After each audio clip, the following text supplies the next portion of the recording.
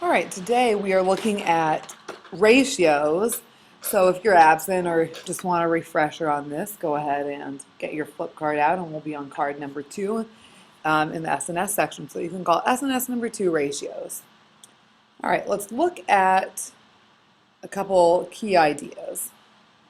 So the first thing I want you to be aware of is that the ratio just compares two quantities. So like we might have a ratio of boys to girls or um, oranges to apples, whatever. Okay, we compare two quantities. A lot of times we're comparing side lengths in this unit. Equivalent ratios are ratios that name the same number. So like when you divide or reduce the fraction, they are the same thing. So for example, if I gave you the ratio 4 to 8, and if I gave you the ratio 15 to 30, those would be the same thing because when you reduce the fraction or when you divide, you get 0.5 or 1/2. So those are equivalent ratios because they equal the same number. All right. If two figures are similar, this is always true. The ratio between side lengths in one figure is equal to the ratio between corresponding side lengths in the other figure. So let's keep it kind of basic, but if I said that, using my example from above, if I had a right triangle that the height was 4 and the base was 8, okay, and then I had a rectangle, did I say a right triangle, another figure that was similar to it, another rectangle, and the height was 15, we would know that the base needed to be 30 because the ratios have to be equal between corresponding side lengths. So 4 to 8 and 15 over 30 are equal to each other. All right, let's look at doing a couple examples. And what I want you to do is use ratios to determine what the missing side lengths are. So I want you to try to use your ratio concept instead of scale factor today. And scale factor is a special type of ratio, but today I want you to use the ratio between the side lengths to figure out what number is missing. Okay, so if you're looking at this first one here, you've got two triangles, and I don't tell you which sides are similar, but I think that these triangles are different.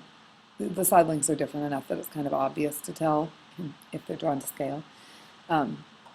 So I think that 4 and 7.2 are corresponding side lengths. 8 and x are corresponding side lengths. And then 10 and y are corresponding side lengths. Okay, what I'm going to do first, I'm going to figure out some sort of relationship between them. And I'm going to look at 4 and 8 because those are easy to figure out. So I'm going to look at the ratio from 4 to 8 has to be the same thing as the ratio from 7.2 to x. Okay, and I know 4 over 8 is 1/2. So 7.2 over what would be 1/2? I just need to find out what's twice as big as 7.2. So I think that x must equal 14.4. X is the easier one of the two to do. Okay. Now again, you can set up any ratio that you want, but you usually want it to be something that will be kind of easy to work with. None of the numbers here are super easy to work with because there's all the decimal down there, but I might look at 4 to 10, what ratio that is, and then that would be the same thing as 7.2 to y. Okay, this could be nice to think about here. 4 to 10 is the same thing as 2/5. That means 10 is 2.5 times big as 4. So I might want to find what's 7.2 times 2.5. And I might look at this as 7.2 times 2. I already figured that out as 14.4. And then half of 7.2 is 3.6. So if I add them together, it looks like I get y equals 18. Okay, so that's one way to look at that problem. All right, I want you to check out this one. All right, so the big rectangle is 4 inches by 12 inches this time, and the small rectangle is 21 centimeters by something. Okay, this one has a couple tricky things in it. One thing that's kind of tricky is that this label is in centimeters and this was in inches, and the other one is they're in different orientations. So it might help you to redraw this one, thinking of 12 by 4.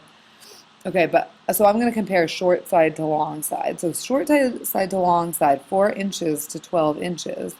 That should equal the same thing as something to 21 centimeters. See, if you tried to find scale factor here, that would be ugly because you have to convert from inches and centimeters and all that. So this is a really good problem for ratios.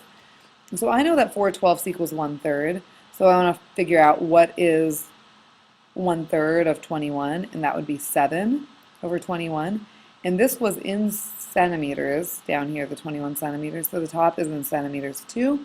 And lo and behold, my height is 7 centimeters. Okay, so use some of these techniques to help make it easier for you. And ratio, scale factors, these are all great ways to find out the missing side length.